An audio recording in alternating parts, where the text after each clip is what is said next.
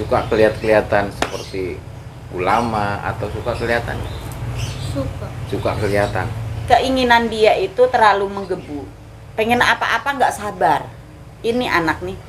Pengen apa-apa cepat ada. Pengen apa-apa cepat dapat. Itu genetik. Dianya. Itu genetik. Makanya pamannya kemarin bilang, inilah hasilnya karena tadinya nggak direstuin. Terus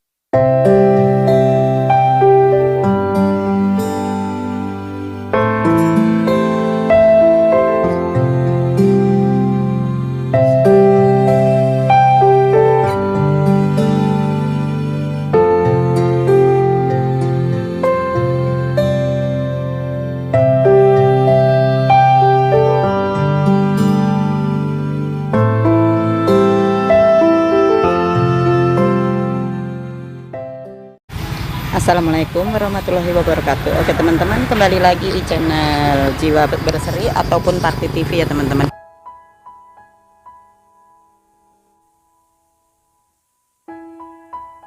Ya, tapi kalau umpamanya di dalam kita nggak ada gambar nggak apa-apa ya teman-teman. Yang penting intinya untuk Aat. Ya udah, ya teman-teman kita ikutin ke dalamnya. Dia sendiri jadi sugestinya dia nggak tahu perasaan dia itu karena dia pernah nyakitin lelaki, jadi nggak tahu itu dari sananya itu memang dendam ke Aat terus bikin Aat begini gitu. Itu dia perasaan dia dibikin sama orang gitu karena dia pernah nyakitin orang, pernah ngeludahin orang dianya. Jadi dia ngerasa bahwa saya dibikin kayak gini itu. Mindsetnya. Mindset masa lalu. Tapi ya namanya juga kita nggak tahu kan ya gitu. Itu. Jadi dia ngerasanya begitu. Terus di samping dia itu selalu dia ngerasa di sampingnya ada orang yang rewel di samping dia. Terus dia juga ngerasa di samping-sampingnya itu ada pocong gitu. Selalu bilangnya gitu. Makanya dia selalu ngeliat pocong. Dia selalu ngerasa orang itu ngikutin dia terus. Itulah dia perasaan dia gitu. Makanya dia itu selalu mukulin dirinya sendiri. Tapi ya setelah saya kasih sugesti bahwa nggak ada orang yang ada di samping kamu, nggak ada pocong, nggak ada apa, nggak ada, itu alhamdulillahnya dia udah mulai berkurang untuk mukulin muka. Gitu. Tapi kadang-kadang ya, Aat panggilannya. Aat. Kadang sampai sekarang masih suka kebayang-bayang dikit. Masih.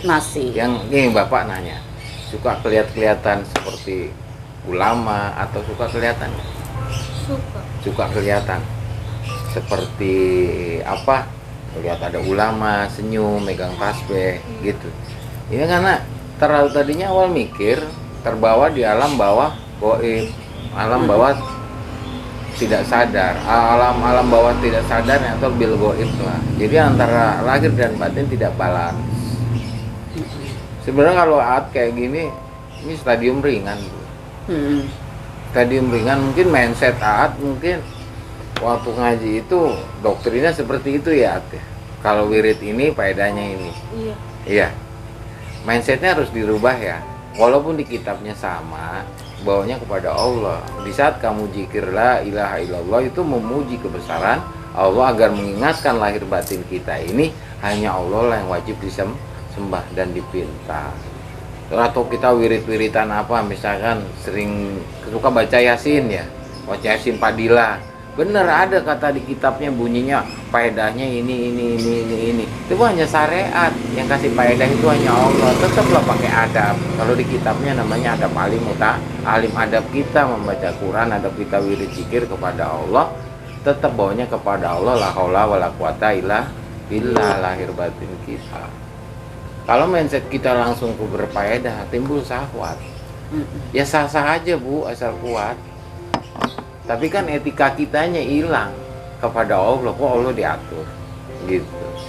Mungkin mindset inilah Bu yang harus bahwa apapun yang kamu baca itu niatnya kita belajar. Kita belum mampu, belum bisa. Yang maha bisa ya Allah. Wirid zikir bagus. Guru-guru saya ulama NU semua.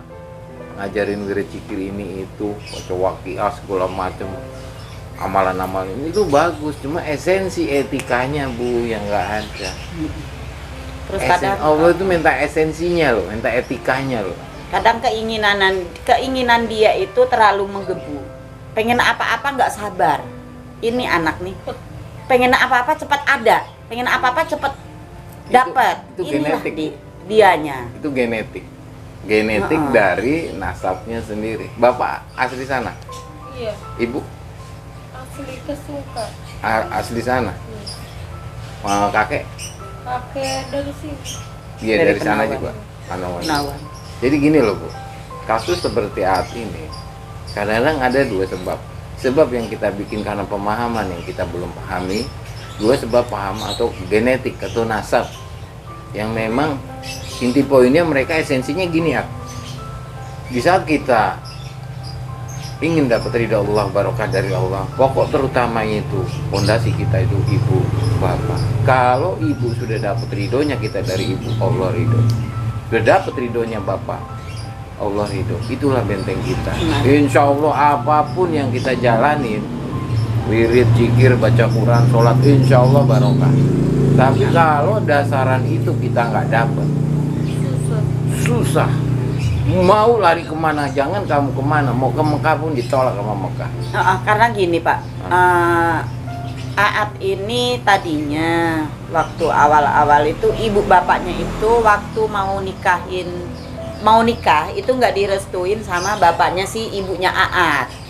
Nah akhirnya nikah lari lah gitu Aat ya, bapak sama ibunya Aat itu nikah Nggak disetujui karena sama itu neneknya ya? nggak disetujuin sama kakeknya karena ibunya sama bapaknya Aat itu mereka bawaan, jadi tiri sama tiri gitu kayaknya gitu loh, bawaan. Nah akhirnya nggak disetujuin lah sama bapaknya sampai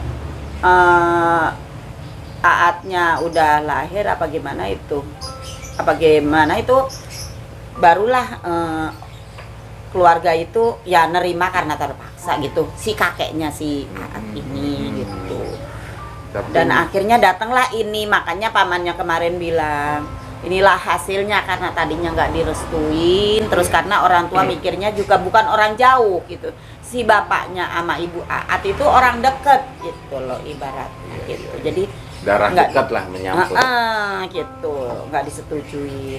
Ya akhirnya ya gimana ya disetujuin, akhirnya dapatnya Aat berikut punya adik dua. Ya aja, Aat punya adik dua laki-laki. Tapi adik normal.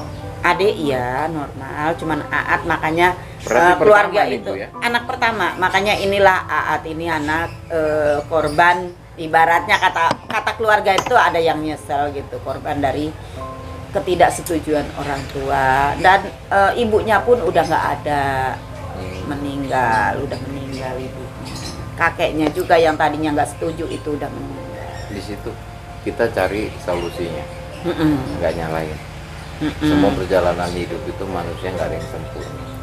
Yang nggak sempurna itu kita mintakan kepada Allah agar sempurna di alam sana.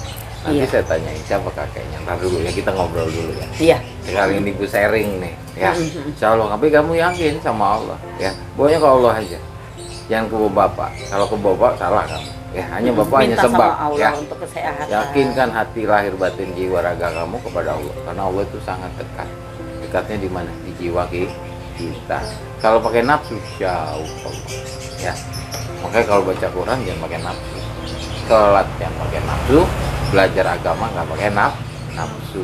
Kalau pakai nafsu, keinginan juga jangan terlalu nafsu. jangan ambisi. Jangan ambisi, punya keinginan. Punya keinginan, pasrahkan kepada Allah, kasapkan keinginan kamu. Apa yang kamu bisa kerjakan. Jangan kamu kerjakan yang kamu nggak mampu. Akhirnya nanti bentrok sama badan, timbul ambisi yang tidak tercapai, timbulnya kekecewaan. Kekecewaan itu akan timbul di alam bawah tidak sadar, itu timbul trauma atau psikis.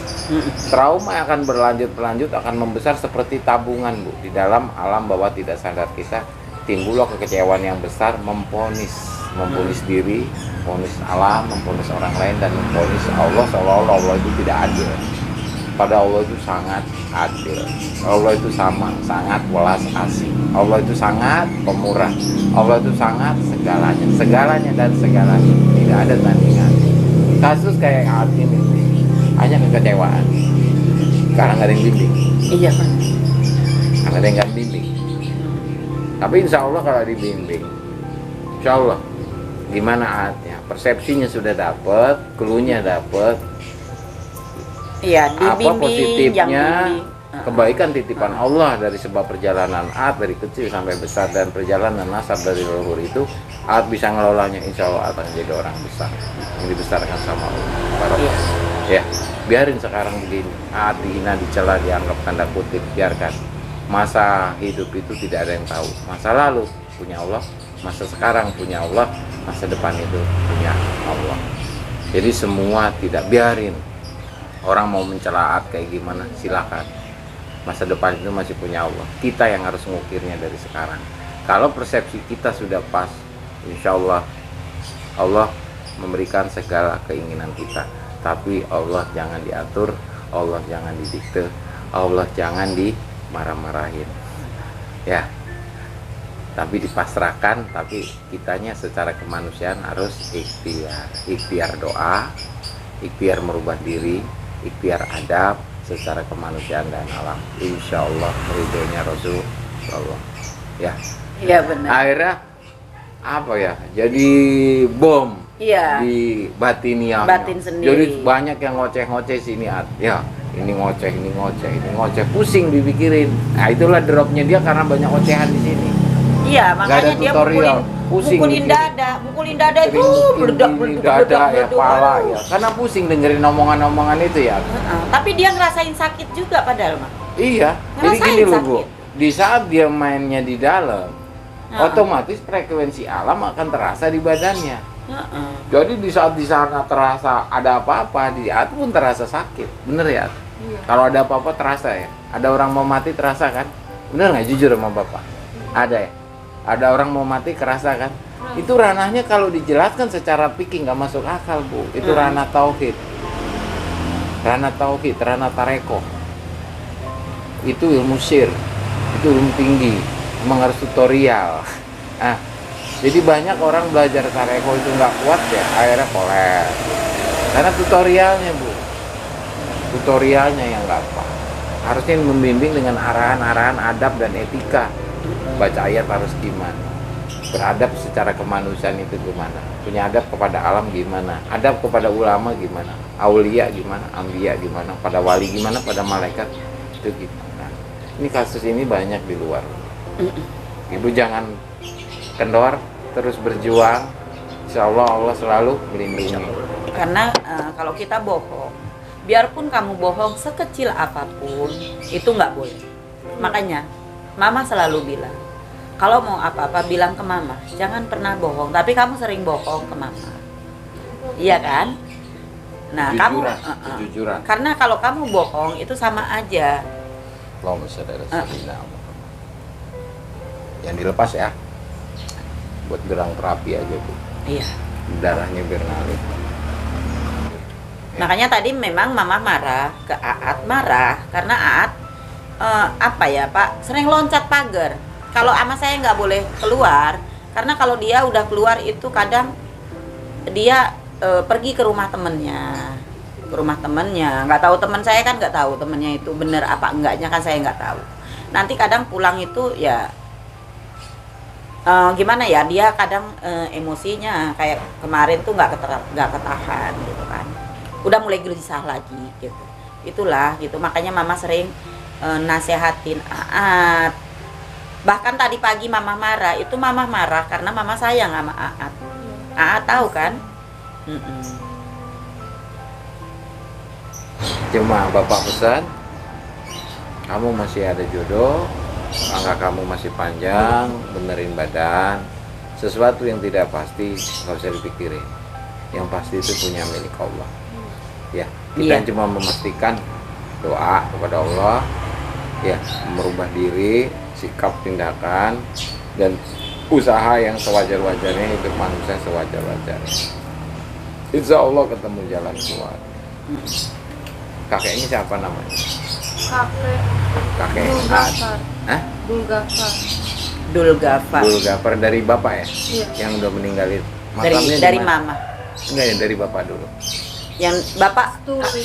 Hah? Mas Turi. Bapak namanya Mas Turi. Iya. Masih ada. Udah Masih. meninggal. bapak kamu masih ada. Oh, bapak Ayu. Punya kakek, Iya.